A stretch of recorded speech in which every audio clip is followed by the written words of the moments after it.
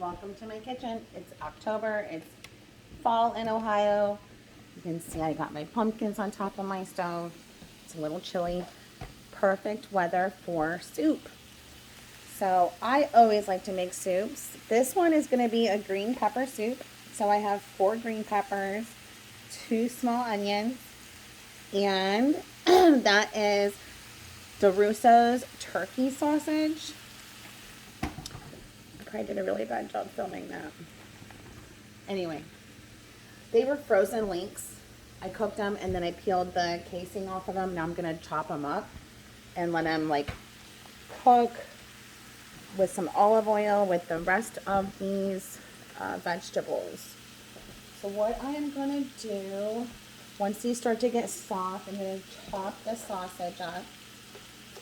And before I add in fire roasted tomatoes, 2 cans of these, I am going to put a little bit of balsamic on top of all this and let it cook out a little bit, right? Then we'll reduce the heat, add in the tomatoes, a little bit of chicken stock. You can use bouillon, you can use chicken base, whatever. And I think I'm going to use up these little, I think these are called bell or light bulb or something like that. Aren't they cute? These are tomatoes from my local farmer's market, so I'm going to go ahead and add those to it. They don't have much flavor. These are less acidic than the normal potato or tomato, but they're so cute and it adds flavor. So why not use that, and that will make some extra juice for your soup. So you see that? I'm going to mash this up so that it's good to eat as the soup. And you can basically turn any vegetable and any little bit of meat. If you don't eat meat, usually mushroom is a good substitute. Don't go with those fake meats. They're full of soy. They're really not that healthy for you at all. My mantra is always eat mostly plants. Okay? Eat mostly plants for smaller pants. And you can see my pants fit me well because I eat my sexy dinners. Sexy suppers. Sexy suppers by Sina. Alright, so I'm just going to continue to do that and mush it up. Then I'm going to hit it with a little bit of balsamic vinegar, let that cook out, add in my tomatoes, and then, actually, you know what? We can add a little bit of sliced garlic. Let's do that right before we do the balsamic. With a little bit of olive oil, and that will extract all that flavor, and it won't be too strong. If you wanted to make this a little spicy, you could use a hot sausage or any dish that you want to add a little bit of spice to. Don't put it into your dish because that will cook all out and it'll be way too hot and spicy, and like the rest of your people won't be able to eat it in your family. So what I like to do is hit it with some of these. Anything you want, and cheese. Alright, I'm going to finish cooking this. I'll be back. Zach just came in the kitchen and like he doesn't eat my cooking yet. He just turned 13, but he does appreciate my French toast that he thinks is so great. He's like, put that in your recipes. And I just do like, I do use higher in quality ingredients. Less is more. Like you don't need a bunch of garbage on your shelves. Just like less high quality stuff basically. So anyway, he wants the French toast in the recipe cookbook. And all I do is add some really good milk, grass-fed butter, and cinnamon, or like I have this cinnamon toast sugar seasoning. And they love it. Here it is. That's my secret to French toast. Oh goodness, gotta love him. But he'll soon eat my soups, and when he is ready for it, he can always watch this video and learn how Mom did it. So now I got that pretty much all broken apart.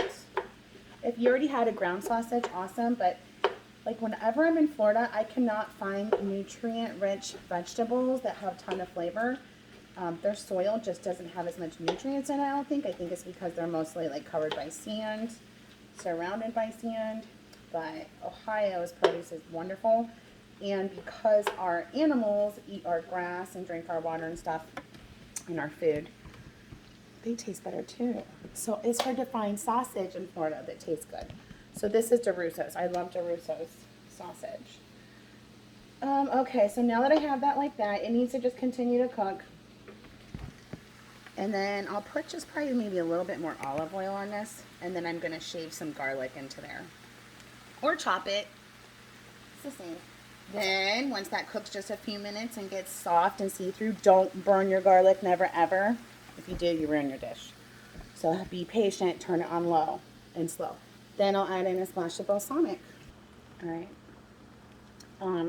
I put the lid on this to help steam all those vegetables and get them soft. And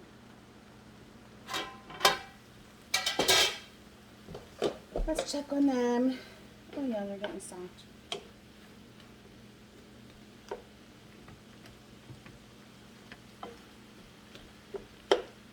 They're getting soft. I'm going to put the lid back on.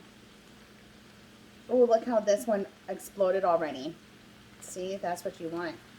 These will all explode and help contribute to our broth. That's going to be good. It's a good way to use up these tomatoes. I never had them before, but I had to get them because they were so cute. And they died for us. They were picked. They lived for us and died for us. That's how I think of it with the plant. Just like an animal for food. Which is true. Alright, I don't have to sit there and do that. Maybe I'm just playing with my food now. Helping it out. Because those would be nice to just explode if you wanted to in your mouth if it was a little bit cold. Don't let it explode when it's real hot. You'll burn your mouth. Alright, let me go get some garlic. I buy this big bag from Sam's Club of garlic. And when I used to cook all the time in my early mid-20s, when I was first with, he's my husband now, I cooked all the time. And I would go through one of these whole bags. My sister would come around. She was pregnant, and she was like, "Oh, you're Jamie. Your breath smells so much like garlic." I'm like, I didn't even have garlic today. But I was going through big bags like this, cooking all my soups and dinners. So it was just in my pores. What you can do if you don't go through one of these, freeze them. I always can have some frozen garlic like this in my freezer. It might not be as like potent and strong, but it's still really good, especially to use in soups. So I'm going to chop up the garlic. First I'm going to smash it with my big knife. I'll get my big knife, smash it, chop it. I'm not going to do the shaving. I don't feel like being that careful. So, did you know that once your garlic is chopped, to get the maximum health benefits, you're supposed to actually let your garlic sit and like marinate and give off like better antioxidants for like 45 minutes. So I just always go by the rule like some is better than none. So chop up your garlic and let it just hang out as long as you can before you put it on low heat and extra virgin olive oil. I'm using this olive oil. Don't use cheap, nasty olive oil either. You'll have to look and make sure that the olive oil is from one region. What they do is a lot of companies take olive oil from all different regions and countries and throw them in one bottle, and it just doesn't taste as good. It's not what you want. This one's from Italy. All right, so I got my big flat. I use this knife for everything, but especially my garlic. So put it down, put it flat, give it a smash. Look at that. Half your work is already done. So much better than shaving it. Plus, I really like, I'm going to like seeing the little small pieces in my soup better. And it will kind of melt and get clear and soft. It's almost like you won't even know you're eating garlic, but you'll taste it. So then go like this and just run your knife through it. Hold your hand like that so that you don't chop your fingers off.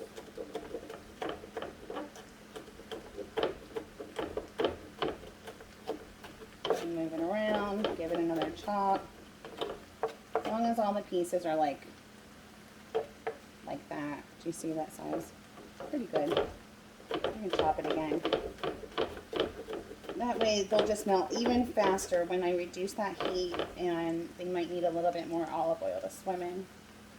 And you will smell that aroma just hit your kitchen in your soup, and it's going to be so good.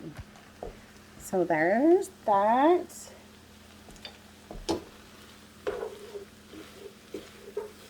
All right, I think what we're going to do is I'm going to move that over, and I'm going to do my garlic now. So I'm reducing my heat. I give it a nice little pool to swim in.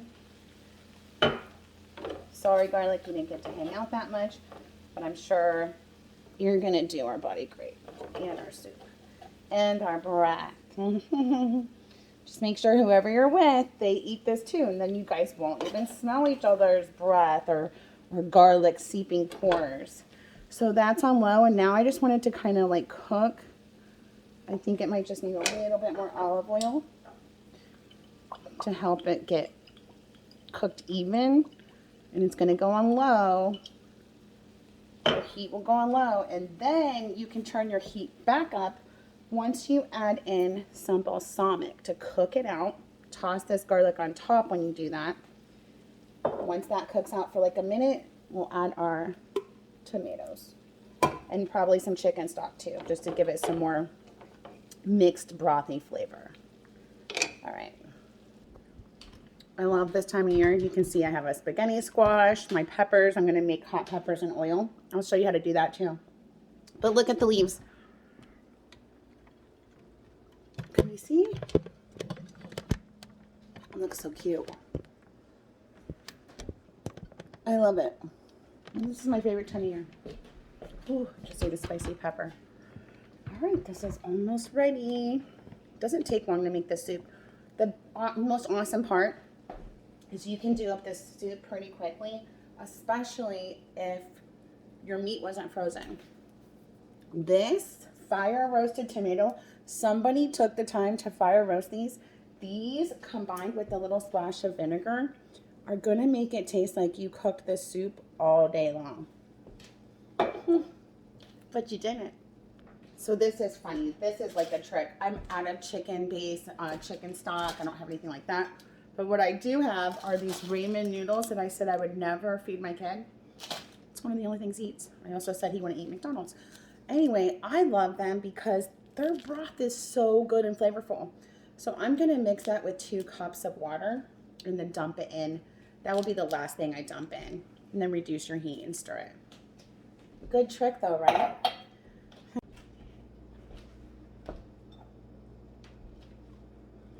Okay, add 2 cups of water.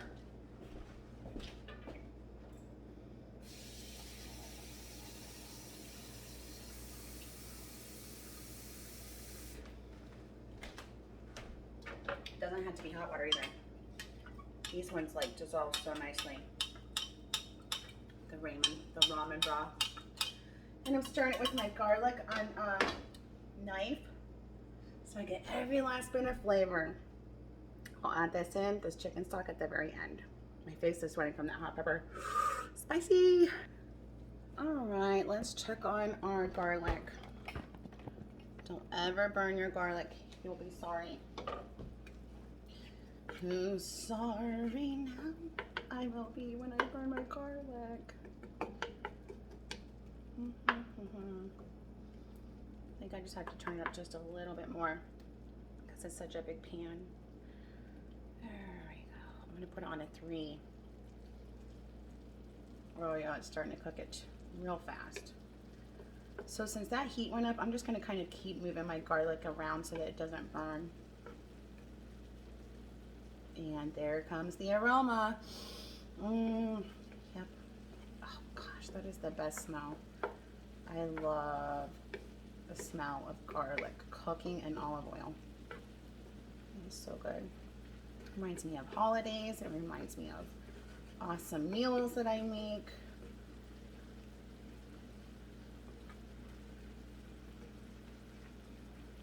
I can smell it and I can see it becoming just more translucent. Do you see it? See how it's all becoming more see-through? That's what translucent means. Some people don't know. Just like my soups, like you would think that people just know how to make this stuff, but they don't. and I really am good at it. And I want my son to be able to do this, and my daughter, and my sister. I have a younger sister that's going to live probably longer than me. She's 16 years younger. All right, this is about done almost and ready for the final splash of vinegar. So yeah, I'm going to stir that all in. And I'm going to do a splash of vinegar now. Some balsamic vinegar. You can also use a balsamic glaze and just like, or wine. I really like balsamic vinegar with the turkey sausage or sausage and green peppers. It just goes so well. So this is going to give it a deep flavor. Let that cook out a little bit. So I'm going to turn up my heat just a little bit. So there, stir it in. Let that cook out. And then the last thing, and you can smell the vinegar. Like, you want to wait until you don't smell the vinegar that much. You just sprinkle it. I like to sprinkle over everything. Don't dump it. Okay. So now I can smell that cooking out and getting less acidic smelling. And then I'll add these fire roasted tomatoes and my chicken stock. And then you'll return it to low. And kind of just let it sit for a few minutes, but then it's ready to be served. You can also cook a side of macaroni or pasta of your choice to like just kind of sprinkle it on top of your soup. Or a bean, like a white northern bean, I think would be good with it. What else was I gonna say? Oh, and I love to top a big bowl of this with big fresh basil leaves. So I'm gonna have to call my husband and tell him bring home fresh basil. Or I guess I'll have to go to the store and get it. And then a little bit of fresh grated Parmesan and Romano. If you're not a soup person, you could literally just put 1 can of this and eat it just like that. Top it with some basil leaves and cheese, or put it over pasta like this. If you are a soup person, add an extra can of fire roasted tomatoes and then your chicken stock. Okay, if you think that you maybe don't want 2 cans of tomatoes because you want it more like a clear liquidy broth, leave 1 out. So there's so many options, and this is how you always want to start off your soups, with a real good base, and then kind of change the liquid, like whatever you're feeling. I could even make this like a beef stock, but I don't want to. Chicken's way better, complements this one better. So I can smell that all the vinegar is just about all cooked out, and it has a really nice thick texture. And so I'm almost ready to add those tomatoes. Yummy. All right, time to add the tomatoes. I'm gonna add both cans.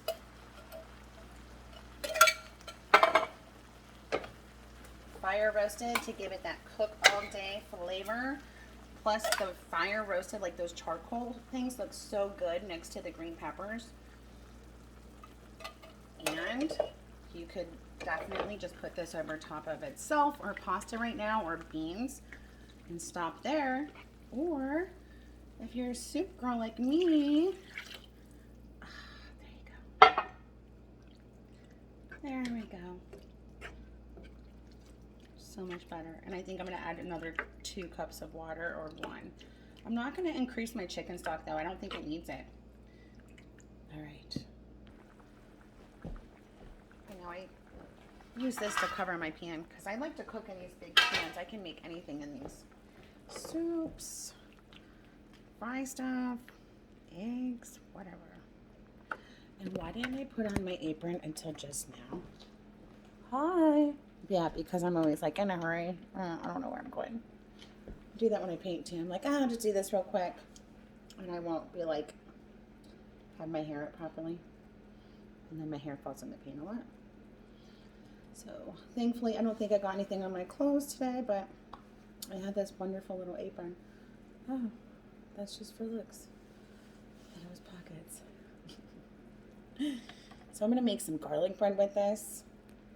And I'm not adding any pasta or beans. I'm having it just like this because I'm going to put basil and cheese on top of it. And if I went a little spicy, I think I will just put like these crushed red pepper a little bit on top too when I eat it per bowl so it doesn't cook through your whole soup.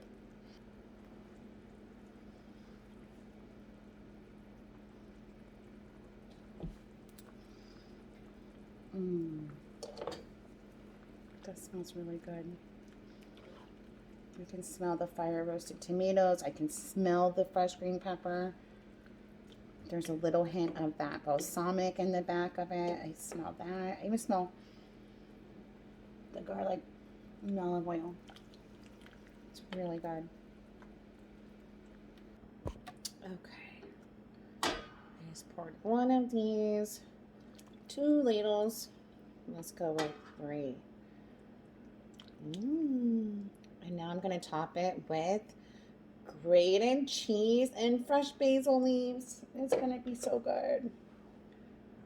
Okay. There's mine. And now I'll do his. See? Yummy.